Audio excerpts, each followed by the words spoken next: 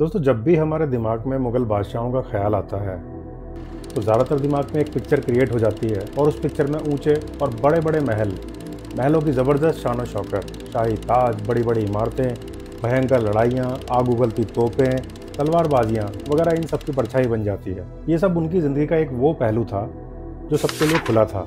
सबको इसके बारे में मालूमात है। लेकिन क्या आप जानते हैं कि इन बादशाहों के जीवन का एक ऐसा पहलू भी है जो आम जनता के लिए पूरी तरह छुपा हुआ है।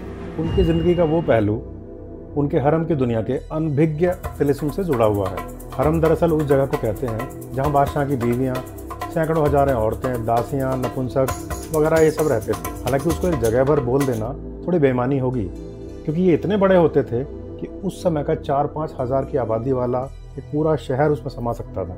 हरम सिर्फ एक शाही जनाना नहीं था, बल्कि इसे एक खास मकसद के लिए बनाया जाता था।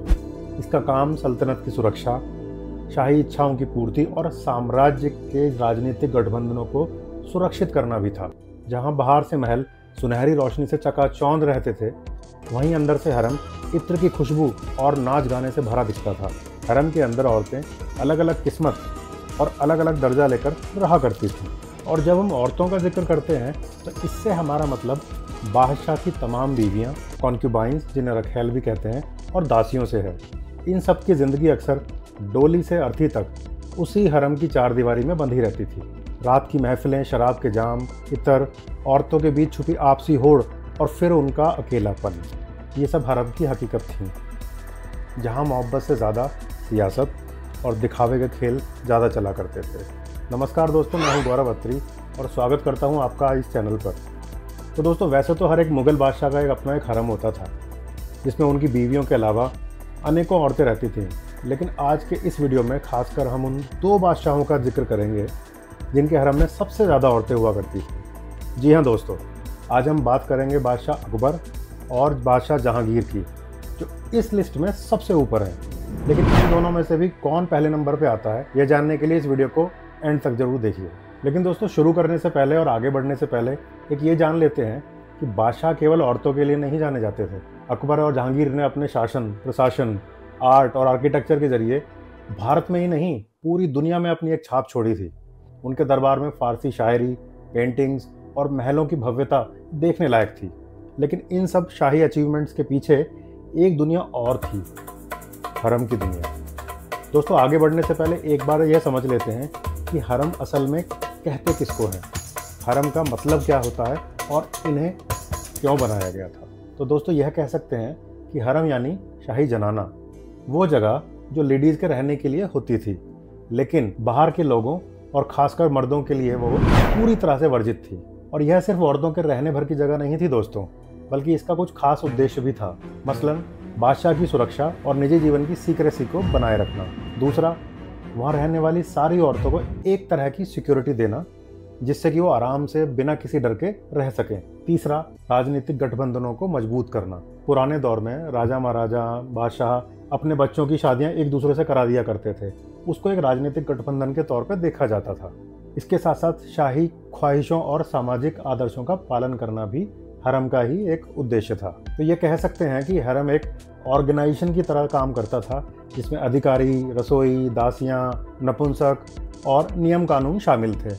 और इन सब के ऊपर बादशाह का कहना ही सबसे बड़ा कानून होता था, मतलब सुप्रीम कोर्ट के जैसा। मुग़ल बादशाहों के हरम की सुरक्षा और नियंत्रण नपुंसकों, जिन्हें हम हिजड़े भी कहते हैं, उनके हाथ में हुआ करती थी। हिजड़ों को मुख्य रूप से हरम में प्रवेश और निगरानी की जिम्मेदारी दी जाती थी। उनका काम था यह सुनिश्चित करना कि सुल्तान या बादशाह के हरम में कोई अनऑथराइज्ड पर्सन एंट्री ना कर सके। हर एक बीवी और कॉन्क्यूबाइन के कमरे तक पहुँच का नियंत्रण उनके हाथ में था। जैसा हमने शुरुआत में बताया कि इस वीडियो में हम केवल 2 मुग़ल बादशाहों की बात करेंगे जिनके हरम सबसे बड़े थे, जिनके हरम में औरतों की संख्या सबसे ज़्यादा थी और जो सबसे ज़्यादा भोग विलासिता में लिप्त थे। इसमें दूसरे नंबर पर आते हैं शहंशाह जलालुद्दीन अकबर। अकबर ने हरम को एक फॉर्मल इंस्टीट्यूशन के रूप में स्थापित किया हुआ था। इसका अपना बजट, अधिकारी, रसोई और यहाँ तक कि लाइटिंग सिस्टम भी अलग था।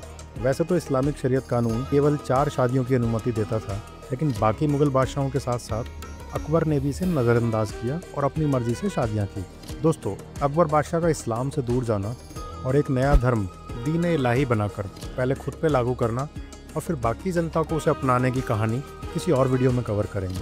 फिलहाल फोकस करते हैं उनकी शादियों और ख़ासकर हरम पर।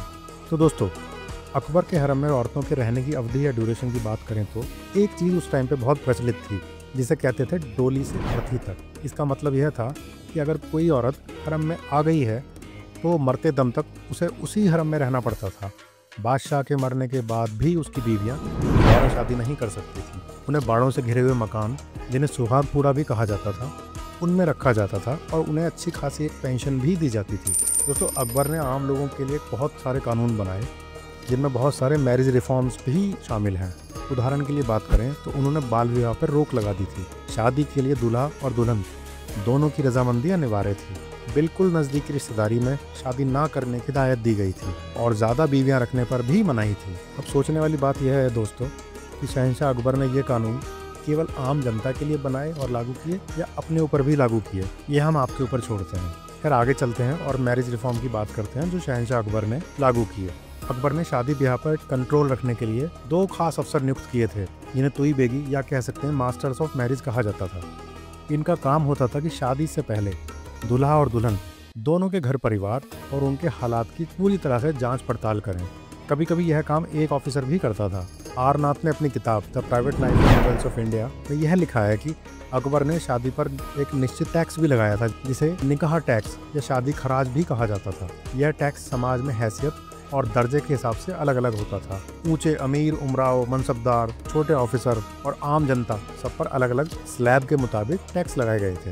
दोस्तों, अब बात करते हैं शहंशाह अकबर और उनके निजी जीवन, खासकर उनकी शादियों की।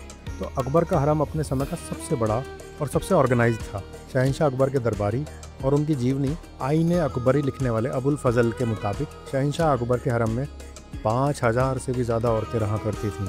जी हाँ दोस्तों, 5000 से भी ज़्यादा, और हर एक के लिए उसकी अहमियत, बादशाह से उसकी कितनी निकटता है और उसके पास क्या स्किल सेट है, इसके आधार पर अलग अलग रहने की सुविधाएं और विशेषाधिकार तय किए गए थे। लेकिन दोस्तों, आप इस गिनती से कंफ्यूज मत होइए, क्योंकि इनमें सिर्फ शहंशाह की बीवियां ही नहीं, इसमें रखैलें, दासियां, सेविकाएं, संगीत और नाचने में निपुण औरतें और प्रशासनिक कामकाज देखने वाली औरतें भी शामिल थीं। तो शहंशाह अकबर की विधिवत पत्नियों की संख्या लगभग 30 से 35 बताई जाती है। इनमें से कई शादियां पूरी तरह राजनीतिक उद्देश्यों से भी हुई थीं, जैसे कि आमेर या जयपुर की राजकुमारी हीर कंवर, जिन्हें मानाबाई भी कहा जाता है, बैरम खां की विधवा सलीमा सुल्तान बेगम, मुगल खानदान की राजकुमारी रुकैया बेगम और अनेक कई राजवंशों की महिलाएं भी शामिल थीं, जिनकी शादियां एक राजनीतिक उद्देश्य से शहंशाह अकबर से कराई गई थी। इन शादियों का उद्देश्य केवल व्यक्तिगत सुख नहीं था, बल्कि राजनीतिक गठबंधन और साम्राज्य की स्थिरता को मजबूत करना था। अब बात करें रखैलों की, तो अकबर के हरम में जरूर रखैलें थीं, लेकिन वो ज़्यादातर मनोरंजन, संगीत और सेवाओं के लिए थी। आर नाथ अपनी किताब the private life of Mughals of India में साफ लिखते हैं कि अकबर भोग विलासी या औरतों का गुलाम नहीं था। उसके उत्तराधिकारी जहांगीर और शाहजहां की तरह उसने ना तो शराब और औरतों में अति ही की थी और ना ही तलाक की प्रथा अपनाई। वह मानता था कि औरत एक बार हरम में आ गई तो डोली से अर्थी तक वहीं रहेगी। इससे साफ होता है कि अकबर का हरम केवल विलासिता का स्थान नहीं था, बल्कि एक इंस्टीट्यूशन था जहां औरतों की सुरक्षा, भरण पोषण और पर्दे का पूरा ध्यान रखा जाता था। यही कारण है कि अकबर को आज भी एक संयमी, अनुशासित शहंशाह के रूप में याद किया जाता है। लेकिन दोस्तों, समय के साथ हालात बदल गए। जहां अकबर ने हरम को एक नियंत्रित और अनुशासित व्यवस्था में ढाला, वहीं उसके उत्तराधिकारी शहंशाह, खासकर जहांगीर और शहंशाह शाहजहां, ज़्यादा भोग विलासी निकले। औरंगजेब के समय आते आते तक हरम का असली उद्देश्य धीरे धीरे धुंधला हो गया था। लेकिन हरम की सच्चाई सिर्फ इसके शान शौकत या सुरक्षा तक सीमित नहीं थी। वास्तविकता यह भी थी कि औरतों की सुंदरता ही उनका एक पासपोर्ट थी। जो औरतें केवल राजनीतिक गठबंधनों के कारण हरम में लाई जाती थीं, परंतु जिनका सौंदर्य साधारण सा था, उन्हें कभी भी शहंशाह के साथ रात गुजारने का मौका नहीं मिलता था। दूसरे शब्दों में कहें तो उनकी स्थिति हरम में एक कैदी जैसी बन जाती थी। वह शाही महल के भीतर तो रहती थी, लेकिन ना सत्ता तक पहुंच और ना व्यक्तिगत सम्मान का कोई बड़ा अवसर उन्हें मिल पाता था। एन्नाथ इस द्वंद्व को और स्पष्ट करते हुए कहते हैं कि हरम में यौन अवसर अच्छी खासी मात्रा में अवेलेबल थे, परंतु असल पहुंच केवल उन औरतों तक सीमित थी या तो बहुत ज़्यादा आकर्षक और सुंदर थी या किसी कला आर्ट फॉर्म में माहिर थी। यानी हरम की व्यवस्था ने जहां एक और औरतों को सुरक्षा और वैभव दिया, वहीं दूसरी ओर यह भी सुनिश्चित कर दिया कि सुंदरता और आकर्षण ही वहाँ की असली मुद्रा या फिर कहें तो करेंसी थी। दोस्तों अब बात करते हैं मुगलों में सबसे बड़े प्लेबॉय कहे जाने वाले नूरुद्दीन जहांगीर की। जहांगीर शहंशाह अकबर और मरियम उज़ ज़मानी बेगम, जिनका असली नाम हीर कुमारी या हरका बाई, जो आमेर या जयपुर के राजा भवन दास की बेटी थीं, उनकी संतान थे। जहांगीर का स्वभाव काफ़ी सेंसुअल था। उन्हें वाइन और औरतों का कितना शौक था, इसका अंदाज़ा आप इस बात से लगा सकते हैं कि जब तक वो 27 साल के हुए तब तक वो 20 शादियाँ कर चुके थे। जी हाँ दोस्तों, 27 की उम्र तक उनकी 20 से ज़्यादा बीवियाँ हो गई थी। पहली शादी मानबाई सुल्तानुन्निसा और खुसरो की माँ, दूसरी शादी सन 5586 में जोधाबाई, जो कि शाहजहां की माँ थी, उनसे की। बीकानेर और दूसरी राजपूत रियासतों की राजकुमारियों से भी इन्होंने शादियाँ की और आने वाले अगले 10 सालों में जहांगीर ने 16 शादियाँ और की। इसके अलावा उनकी बहुत सारी कॉन्क्यूबाइंस भी थीं। आरनाथ की किताब के अनुसार कुल मिलाकर लगभग 300 महिलाएं उनकी बेड सर्विस में अवेलेबल रहती थीं। 300 से ज़्यादा औरतों से उनके जिस्मानी संबंध थे।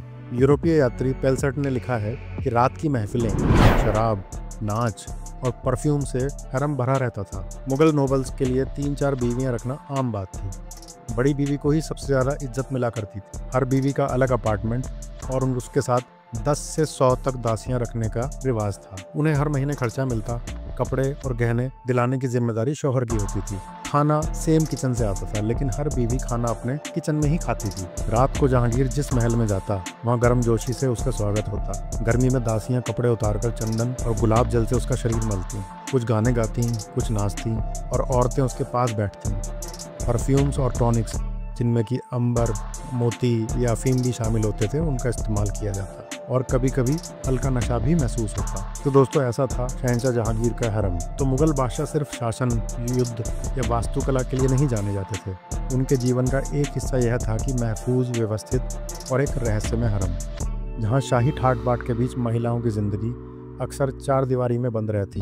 अकबर और जहांगीर के हरम में केवल शाही शौक और शक्ति की बातें नहीं बताते, बल्कि उस समाज और संस्कृति की भी झलक दिखाते हैं जिसमें राजनीतिक गठबंधन, धार्मिक नियम और व्यक्तिगत इच्छाएं एक जटिल परत में गुथी हुई हैं। तो दोस्तों ये थी आज की कहानी। इसमें हमने मुगल बादशाहों, उनके हरम और वहाँ रहने वाली औरतों के कुछ इंटरेस्टिंग बातें आपसे शेयर की। अगर आपको यह कहानी पसंद आई हो तो कृपया इस वीडियो को लाइक करें, हमारे चैनल को सब्सक्राइब करें और अपने दोस्तों के साथ ज़रूर शेयर करें। हम मिलेंगे आपसे फिर किसी और दूसरी इंटरेस्टिंग कहानी के साथ। तब तक इंतज़ार कीजिए। आपका बहुत बहुत धन्यवाद।